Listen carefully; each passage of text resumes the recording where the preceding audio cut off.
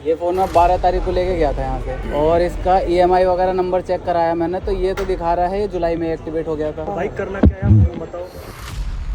तो Realme के दिन इतने बुरे चल रहे हैं कि उन्हें प्री एक्टिवेटेड फोन्स बेचने पड़ रहे हैं, क्योंकि उनका सब ब्रांड रातों रात बंद हो जाता है। अचानक से Realme बिना बताए अपने यूजर्स का डेटा लेने लगता है। इनकी फ्लैगशिप GT सीरीज को इंडिया में ऐसे इग्नोर करा गया, ये लोग वापस इसे ला ही नहीं रहे। तो आज की कहानी बाकी यूजर्स के लिए एक वार्निंग और Realme यूजर के लिए थोड़ी सी इमोशनल हो सकती है।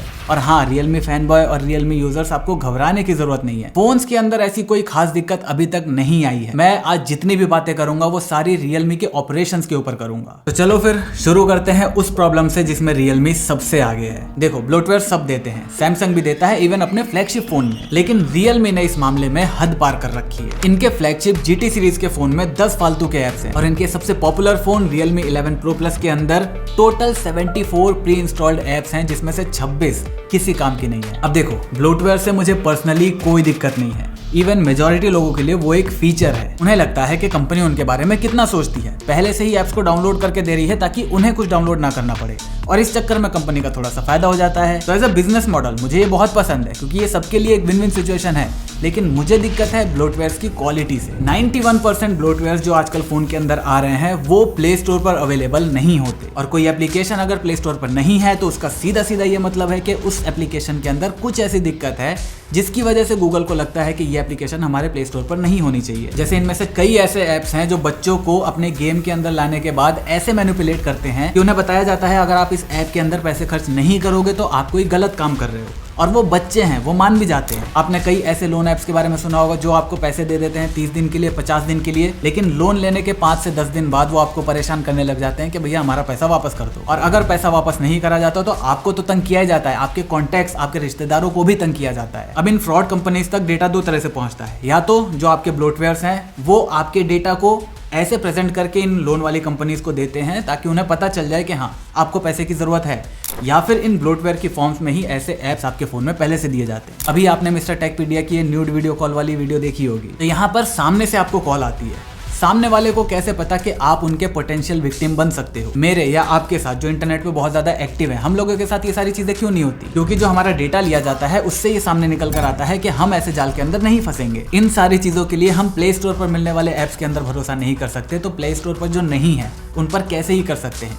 इवन मैंने एक पर्टिकुलर वेबसाइट का लिंक नीचे डिस्क्रिप्शन में दे रखा है, आप जाकर देखो कि मोबाइल एडवर्टीजमेंट का यूज करके कैसे कैसे फ्रॉड करे जाते हैं। तो ये दिक्कत है मुझे ब्लोटवेयर से। इसके अलावा जो दूसरी प्रॉब्लम है इनकी, वो है इस ब्लोटवेयर एप्लीकेशन का जो फोल्डर है, इसे दूसरा नाम भी दिया जा सकता है। हमें नहीं पता क्या इसका नाम हॉट एप्स क्यों है।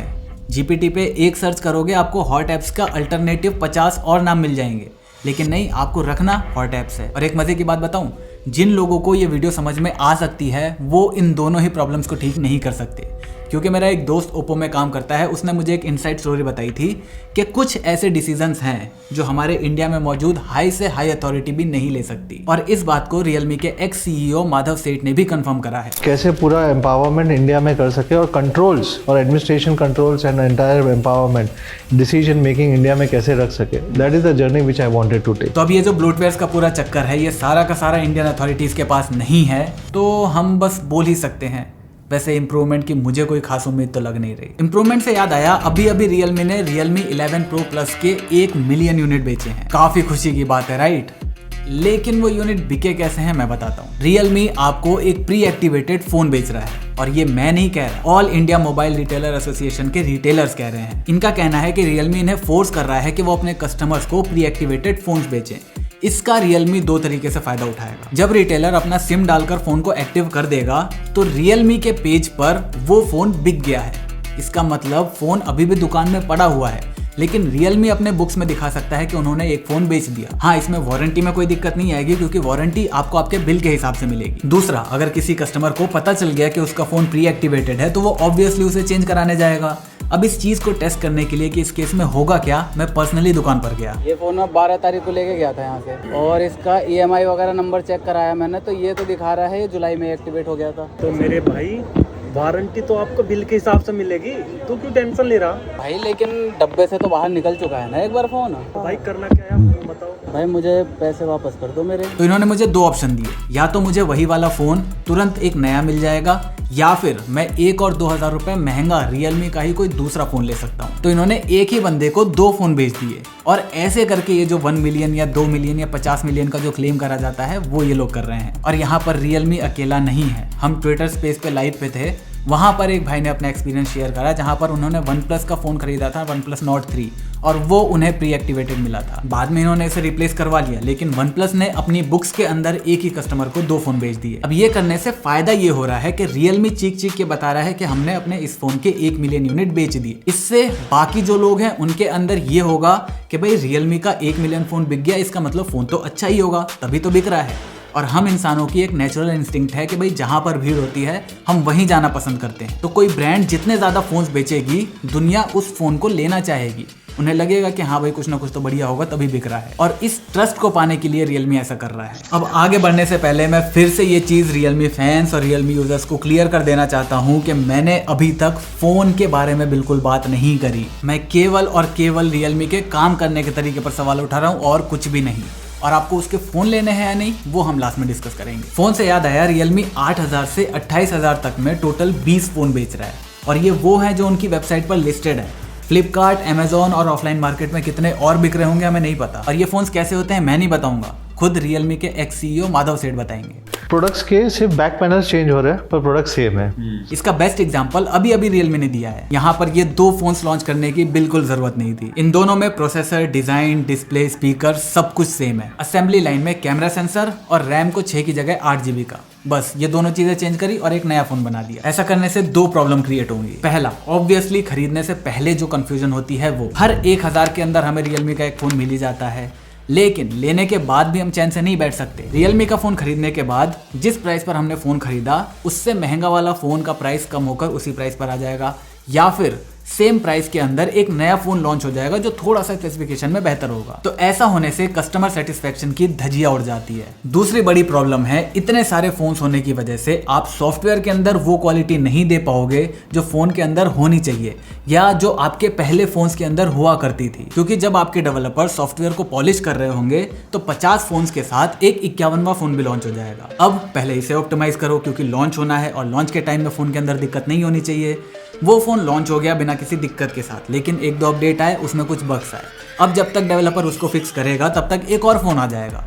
अब इसको छोड़ो, पहले उसको ठीक करो। और वो तो शुक्र है ओप्पो का जिसने Realme को अपने अंडर में ले लिया है और सॉफ्टवेयर को संभाल के रखा है, वरना जिस हिसाब से Realme के फोन्स आ रहे हैं उनके सॉफ्टवेयर की अब तक धज्जियां उड़ जानी चाहिए थी। लेकिन जैसे फोन्स आ रहे हैं लग रहा है कि आगे चलकर उनकी धज्जियां उड़ ही जाएगी। और अगर एक बार इनका सॉफ्टवेयर गया तो मेरे पास कुछ भी ऐसा नहीं रहेगा कि मैं इनके फोन्स को रिकमेंड कर पाऊँ, क्योंकि सेम प्राइस के अंदर टेक्नो, इन्फिनिक्स, लावा जैसे फोन्स इससे बेटर स्पेसिफिकेशन दे रहे हैं। लेकिन उन्हें छोड़कर मैं Realme या Redmi को क्यों रिकमेंड करता हूं? क्योंकि भाई इन्होंने इतने सारे फोन्स बेचे हैं, इनके पास सॉफ्टवेयर टीम अच्छी है, तो overall software, camera optimisation, battery optimisation Realme की ज्यादा अच्छी होगी इन कंपेरिजन टू टेक्नो या लावा। लेकिन इनका मेन गोल चल रहा है अभी फोन लॉन्च करने का। वहीं पर अगर मैं दूसरे ब्रांड्स की बात करूं जैसे iQOO, उन्होंने भाई ठोक के कह दिया है कि हम जिस प्राइस के अंदर आ रहे हैं उस प्राइस के अंदर परफॉर्मेंस उससे अच्छा कोई निकाल कर दिखा दो, नहीं है कोई मार्केट में।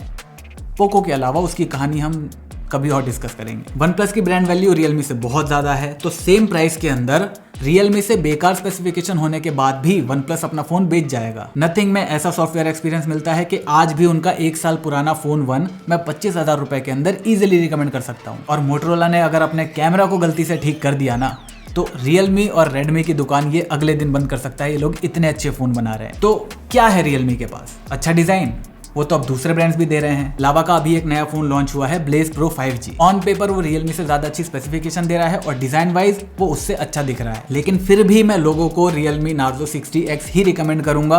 रीजन मैंने आपको बता दिया, camera optimisation, battery optimisation, overall software का जो एक्सपीरियंस है वो लावा से बेटर होने वाला है Realme में। तो यहाँ पर मेरी Realme से एक ही रिक्वेस्ट है कि प्लीज अपनी क्वांटिटी वाले गेम को छोड़कर क्वालिटी पर ध्यान देना शुरू करो, क्योंकि जो हमारा नेक्स्ट रीजन है वो ये साफ साफ बता रहा है कि क्वांटिटी देने से कुछ होगा नहीं। अभी Realme के जो चाइना वाले असली फाउंडर हैं उन्होंने ये क्लियर कर दिया है कि इंडिया के अंदर वो अभी बजट सीरीज के अंदर ही खेलना चाहते हैं, जो मेरी तरफ से Realme के लिए एक रेड फ्लैग हो सकता है। क्योंकि जितनी तेजी से हमारा देश दुनिया की तीसरी इकोनॉमी बढ़ने की रेस में आगे बढ़ रहा है, उसी स्पीड से हम लोगों के अंदर जो मटेरियलिस्टिक चीजों का इंटरेस्ट है वो भी बढ़ता जा रहा है। इकोनॉमी बढ़ने से हमारी परचेजिंग पावर बढ़ गई है और डेटा ये बता रहा है कि ज्यादातर लोग अपना नेक्स्ट फोन खरीदते टाइम पिछले फोन के मुकाबले 20% अपना बजट बढ़ाने को तैयार हैं और मेरे और आपकी तरह 18 से 25 साल के लोग 30% तक अपना बजट बढ़ाने को तैयार हैं। और अभी इंडिया का हाल ऐसा है जहां पर मैक्सिमम लोगों ने अपना पहला स्मार्टफोन तो खरीद ही लिया है, अब वो अपग्रेड ही करेंगे। अगर उन्होंने 12,000 का फोन लिया था तो वो 15,000 का लेंगे, जिसने 15 का लिया था वो 20 पे जाएगा, जो 20 वाला 30 पे जाएगा। तो इस लॉजिक के हिसाब से भी अगर हम देखें तो प्रीमियम सेगमेंट का ही मार्केट बढ़ने वाला है, बजट का नहीं बढ़ेगा।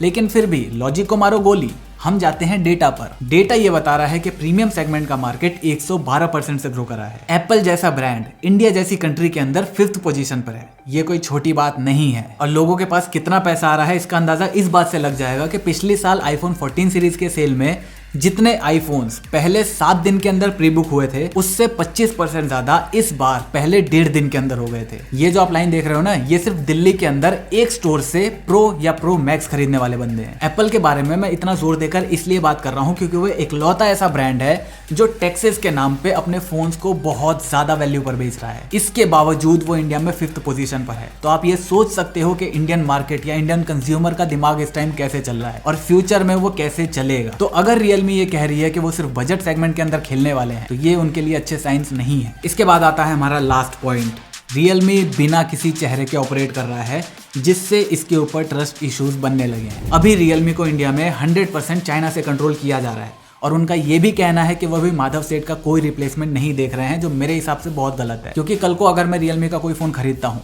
परसों अगर कंपनी उठ के भाग जाती है तो मेरे पास किसी का भी कॉलर नहीं है पकड़ने के लिए। ऑब्वियसली ऐसा बिल्कुल भी नहीं होने वाला, दूर दूर तक नहीं होने वाला। लेकिन एज अ कंज्यूमर मैं अपना डर दिखा रहा हूँ और जैसे जैसे इनका मार्केट शेयर डाउन जाता जाएगा वैसे वैसे इनके प्रॉफिट भी कम होते जाएंगे। और अगर प्रॉफिट कम हुए तो इनके पास 2 ही रास्ते बच जाएंगे, या तो इन्हें कंपनी को कंप्लीटली बंद करना पड़ेगा जस्ट लाइक डीजो, या फिर उन्हें अपने प्रोडक्ट की क्वालिटी को डाउन करना पड़ेगा। इसके अलावा एक तीसरा रास्ता भी है, ये लोग प्रीमियम फोन्स बनाए, अपने पैसा लगाकर बनाए, जो शुरू में नहीं बिकेगा। या तो ये लोग GT सीरीज लेकर आए वापस, वो भी शुरू में नहीं बिकेगा, लेकिन धीरे धीरे करके लोगों के अंदर परसेप्शन डेवलप होगा कि हाँ रियलमी भी एक प्रीमियम ब्रांड है। अभी का अगर आप देखो तो 30,000 से ऊपर जाते ही लोगों के दिमाग में क्या आता है, या तो उन्हें OnePlus चाहिए, या उन्हें सैमसंग चाहिए, या उन्हें एप्पल चाहिए। तो लगातार GT सीरीज अगर आती रहेगी तो शुरू में वो नहीं बिकेगी, लेकिन धीरे धीरे करके क्योंकि वो प्रोडक्ट ठीक है, अभी भी मैं कहता हूँ कि प्राइस के हिसाब से वो फोन्स अच्छे थे, तो आगे चलकर लोगों का परसेप्शन चेंज हो सकता है और रियलमी वो चौथा या 5वां ब्रांड बन सकता है जिसे 30,000 के ऊपर कंसीडर किया जा सके, जो अभी नहीं किया जा रहा। तो चलो फाइनली कहानी खत्म करने से पहले, रियलमी के फोन्स अभी लेने हैं कि नहीं लेने? देखो फोन्स में कोई दिक्कत नहीं है, सारे फोन्स अपने प्राइस को जस्टिफाई करते हैं। इवन जो नार्जो 60X आया है 12,500 रुपए के अंदर कमाल की डील दे रहा है। लेकिन जिस हिसाब से ब्रांड चल रहा है, मुझे लग रहा है कि मैं बहुत ज्यादा दिनों तक इस बात को नहीं कह पाऊंगा। इसके अलावा एप्पल ने अपने 15 प्रो और 15 प्रो मैक्स के डिजाइन के अंदर एक भारी कमी छोड़ दी है। फुल कहानी ये रही, मैं आपसे वहीं मिलता हूँ।